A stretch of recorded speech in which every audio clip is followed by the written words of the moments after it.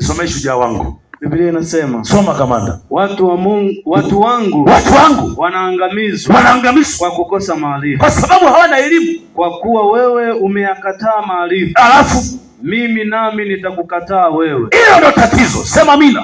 Amina. Bwana akamtokea nabii Hosea, akamwambia Hosea, hao watu wangu hao wanaokuja kuleta matatizo, wanaokuja kuleta shida, wanaokuja kuleta msiba, wanateseka kwa sababu hawana elimu kuhusu Mungu, hawajui chochote kuhusu Mungu. Ingawa wanalitaja jina la Mungu, ingawa wanalitaja jina la Yesu, ingawa wanasema tumeokoka, ingawa wapo makanisani tena wamepewa na vyeo, lakini kuhusu elimu ya Mungu hawajui chochote. Kwani mpaka ulifeli ukaishia darasa la 7, haukwenda form 1, haukwenda form 5, haukwenda chuoni, ulishia form 4, ulishia form 6. Ni nini? Kuhusu science ulikuwa huna maarifa, kuhusu jiografia ulikuwa huna maarifa, kuhusu chemistry, kuhusu chochote ulikuwa huna maarifa. Ulikuwa huna maarifa kuhusu biology, uelewi, ukafeli, ukaangamia, ukakosa kuvuka. Hujui chemistry, hujui chochote, utaenda wapi? Kuna magendo. Hata ungepata ungevuka kwa magendo, tutakutana kazini. Hiki nini hujui? Uliingiaje kazini? Watafuatilia kuanzia darasa la kwanza kuja kufika, watagundua kumbe wewe kuanzia form 1 ulikuwa mbumbumu, uelewi chochote. Kwa hiyo ulihonga, hapo ndio ulipohonga. Watakufukuza. Sijui kama naongea na watu. Naongea na watoto wa Mungu. Kwa kuwa ulikuwa hujui elimu chochote, ndio maana ukarudishwa, ukakaa nyumbani. Uwe baba wa nyumbani, uwe mkulima, mfyatua matofali, mbeba mizigo, uwe kibarua mahali, uwe mama wa nyumbani, mpishi tu wa nyumbani, uwe muuza mboga Chinese, kwa sababu ulikuwa huna elimu. Mungu anaongea na Hosea, anasema hawa wanaoleta shida zao, wanaoleta matatizo yao, wanaoleta misiba, wanaopitia maovu, wanakuja kutubu kila wakati, nimekosea hapa, nimetenda hili, kwa sababu hawana maarifa, hawana elimu kuhusu Mungu. Na wewe kwenye kamera kama unanielewa, sema nimeelewa. Nisikilize Mungu anapoteseka mpaka kaongea. Niwafundishe vizuri. This is a tree. Kwa sababu ya kigugumizi sijui na kuniogopa. Kule kwetu Mbozi, unakutana na mtoto anasema, "Hizi kwizi vwe tree." This is a tree. Hizi kwizi vwe tree. What?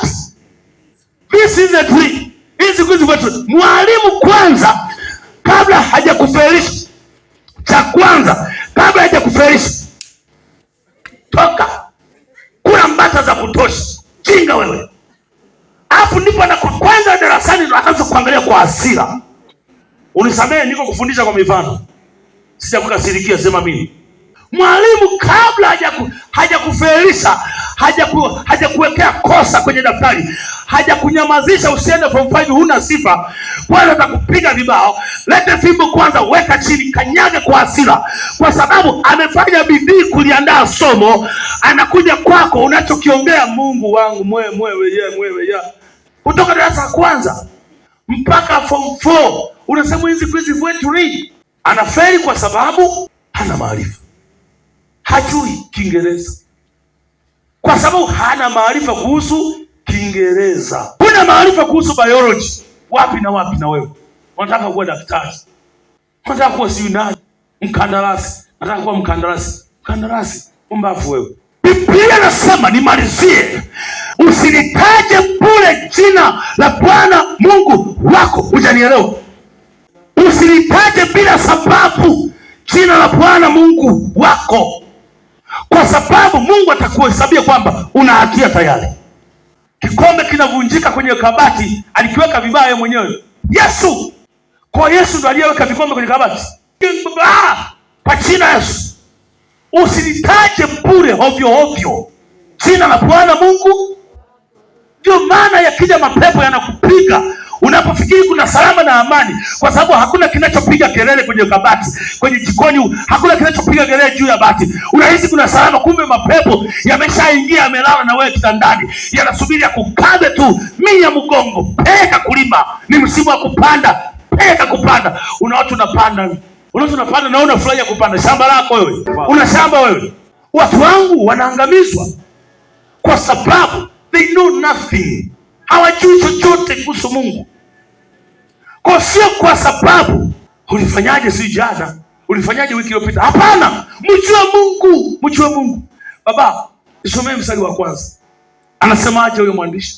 Hili ndilo neno la Bwana. Hili ndilo neno la Mungu, umjue Mungu wa kweli. Ndilo neno la Mungu. Ndilo mjia Hosea. Ambao nilimjia Hosea, mwana wa Beeli, mtoto wa Abieli, siku za Uzia, kipindi cha mfalme Uzia na Yothamu na Ahazi wafalme wa Yuda. Sawa.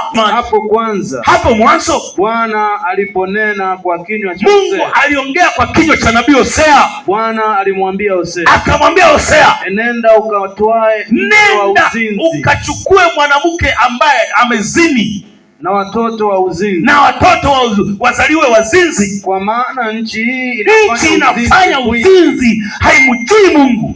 Akachukua mimba, akabeba mimba, akamzalia mtoto mwanamume. Mstari wa 4 anasemaje? Bwana akamwambia, mwite jina lake nani? Yezreeli. Kwa maana bado kitambo kidogo nitafanyaje? Nitaipatiliza nyumba ya Yehu. Inatosha. Bado kidogo nitailipiza kisasi. Na ndipo anasema katika hayo yote, ndipo anakuja kusema mstari wa 6, watu hawa wanaangamizwa, watakufa, wanateseka, wanalima mashamba sio yao, wanafanya shughuli sio za, kwa sababu wamekosa maarifa, hawamjui Mungu. Yaani kuna mtu anapenda umbea kuliko kutafuta neno la Mungu.